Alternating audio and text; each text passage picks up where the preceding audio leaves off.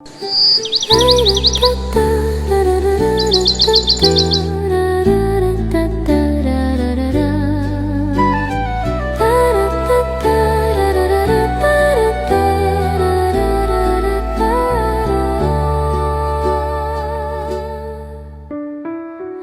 trời trôi thanh thang, tiếng chim ngân rộn ràng.